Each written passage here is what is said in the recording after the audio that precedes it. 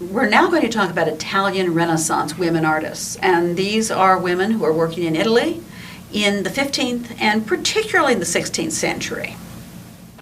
We really don't have very many 15th century women artists in Italy that have been identified at any rate. And so one of the women artists who we're going to talk about is CataIina Vigri, better known as Saint Catherine of Bologna. Now, what you're looking at here is a black and white, the picture does have some color in it, but a black and white reproduction of a page from one of the manuscripts that comes out of her convent. And so there's some good reason to believe that this is actually painted by her. As you can see, the painting is, well, we might say childlike. It is a naive work of art. And to be perfectly frank, if she were not a saint, it probably wouldn't be, it probably wouldn't be in this book. It probably wouldn't be in the books. But she was a saint. And we have very few women artists from the 15th century, so we're going to tell you about her. In fact, I'm going to show you a picture of her. And I mean, not a portrait, but herself. Saint Catherine of Bologna was born to noble parents. Her father was from Bologna. Her mother was from Ferrara. And from around 1422 or 24 to 1426, she was the companion to Margherita d'Este in Ferrara. Now, the d'Este family was the ruling family of Ferrara. And in this context, as being a companion, a friend, to one of the d'Este daughters, she received St. Catherine also received a humanist education in which she learned to read Latin and was a very well-educated woman. We have a number of very well-educated women in the 15th century from various noble families, the d'Este family, of course, and particularly the Gonzaga family. And although this has nothing to do with this particular work of art, I just thought I would mention that Caterina Gonzaga, when she was 7 years old, her tutor says, well, she's really mastered Latin, I've got to get her a Greek textbook. So when she's 7 or 8 years old, she starts studying Greek. She's an exception, but it does show that women were capable of advanced scholarly activities. I told you I was going to show you a picture. I did take this off the web, but as a saint, we're actually looking at the body of St. Catherine of Bologna. She is displayed as many other, this is not unique, many other saints are in Italy. She founded an abbey of the Poor Clares in Ferrara in 1431. And the Poor Clares are the female branch of the Franciscan order. In 1456, she founded another convent, a new convent in Bologna, and she was the abbess. And there she remained and had obviously a saintly reputation because she was canonized. Her body was incorrupt. As late as 18 days after her death, it was noticed that her body did not decompose. And in the Catholic Church, in the medieval Catholic Church, it was believed that this was one of God's signs of a saint. Now, if your body decomposed, it didn't mean you were not a saint, but sometimes particular people, their bodies seemed to be miraculously preserved, and this was to be believed that God was giving a sign that they were indeed a saint, a holy person. One of the interesting things about her then is, as someone said in a conference paper on her, you can actually see this artist face to face. She's dead, but you can venerate her remains. It's not pieces of bone for the relic, it's the whole body. And the other thing that's interesting about her, and probably should be mentioned, is she is the patron saint of artists.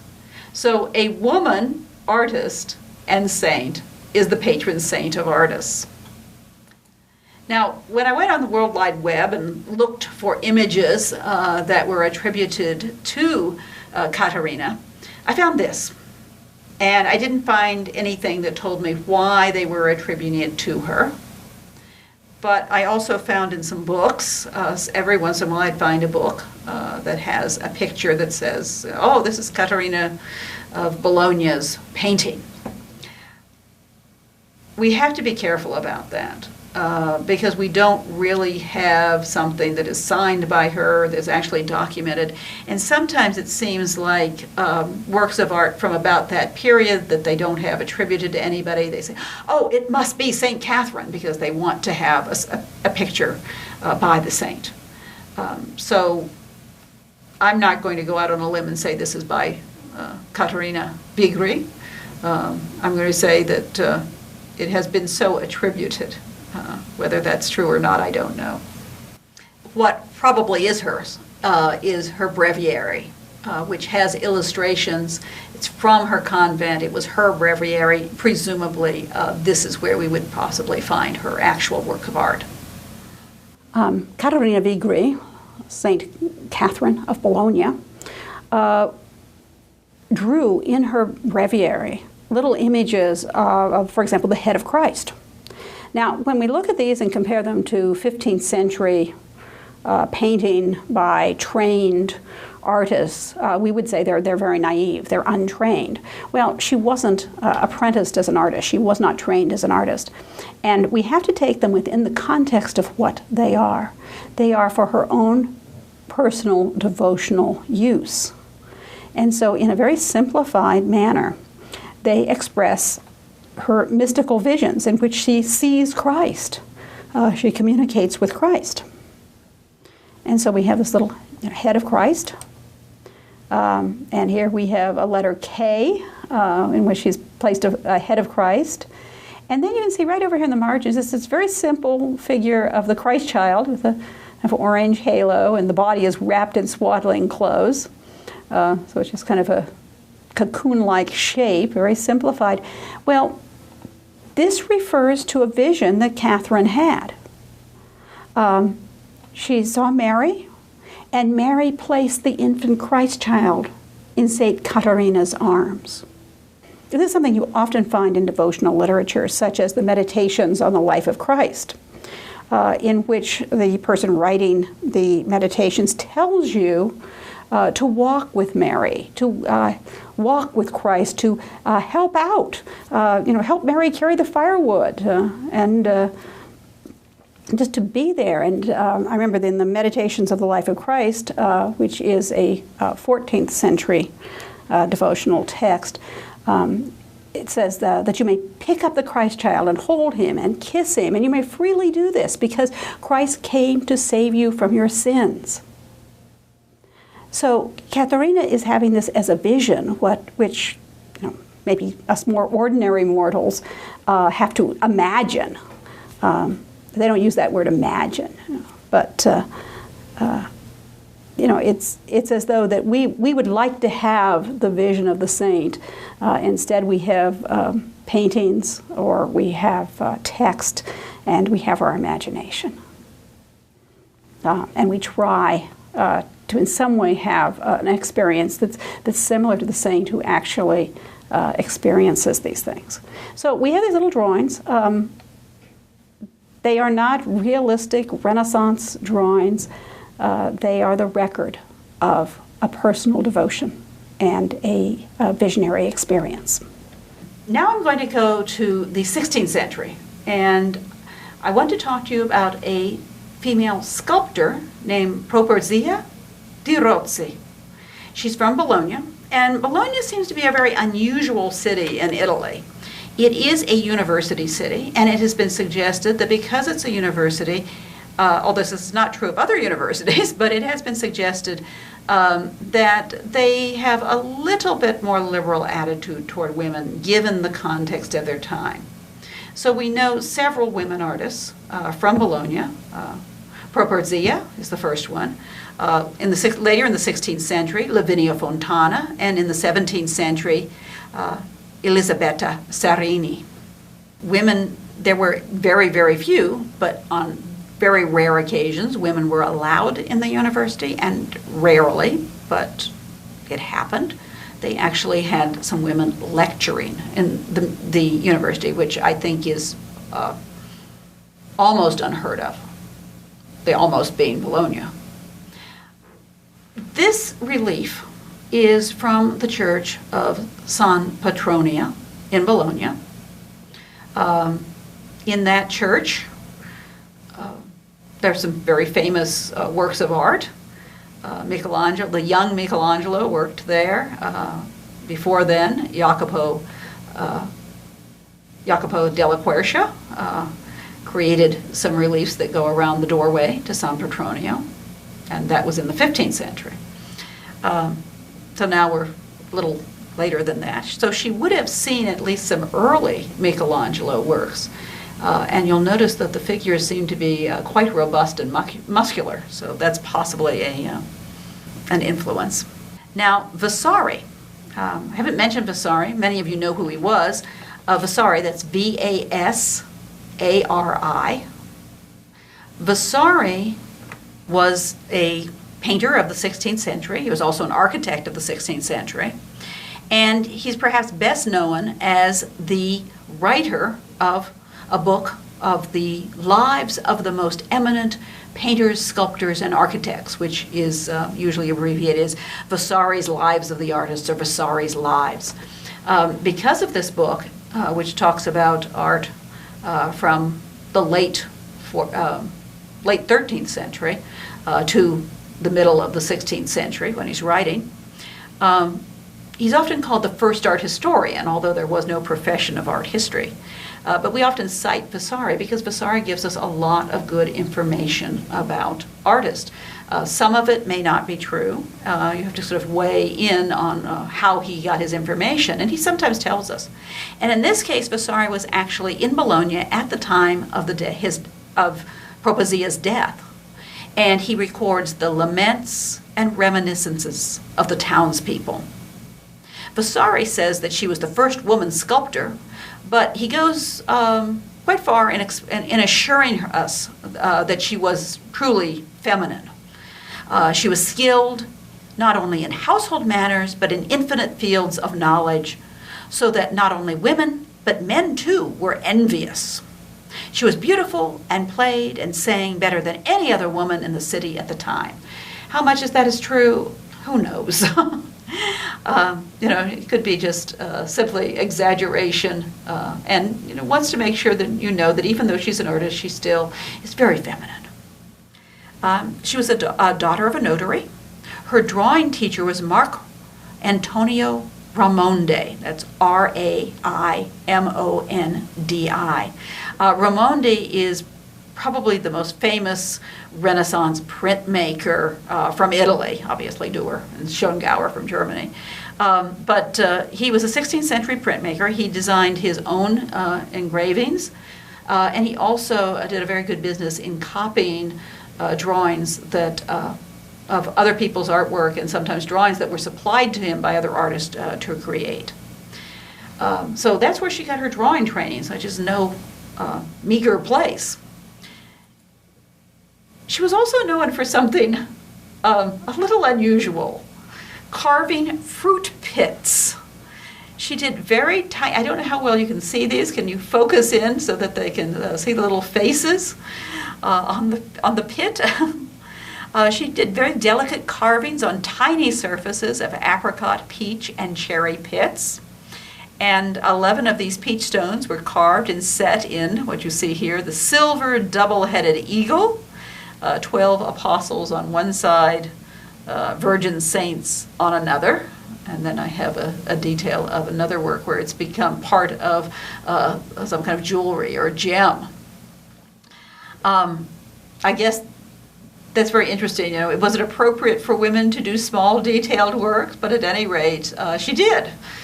She did work that was very skilled and probably very tedious.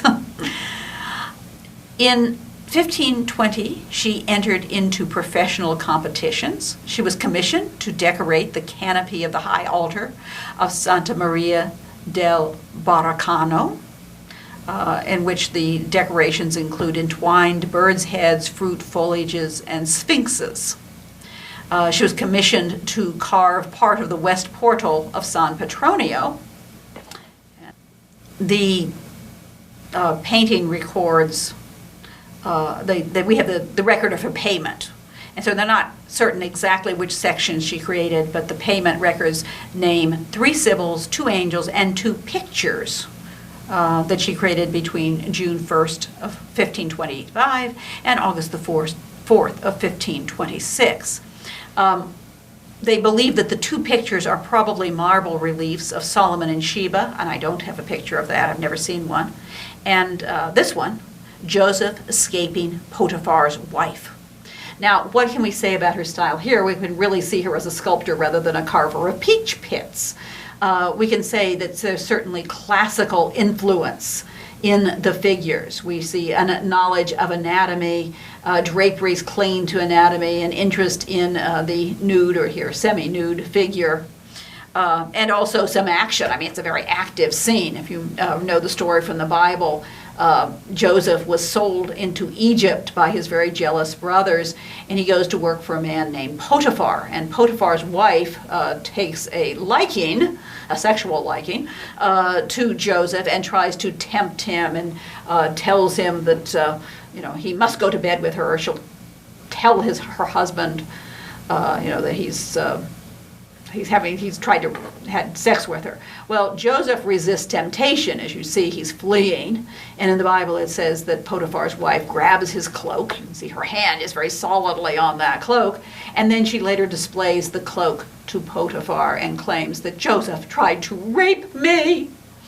And then Joseph is thrown into prison and eventually is given the opportunity to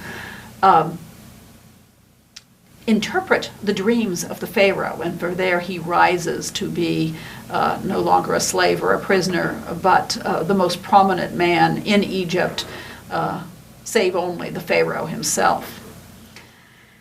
So this is from the Bible, and we say a dynamic style, knowledge of anatomy, draperies that cling to the body.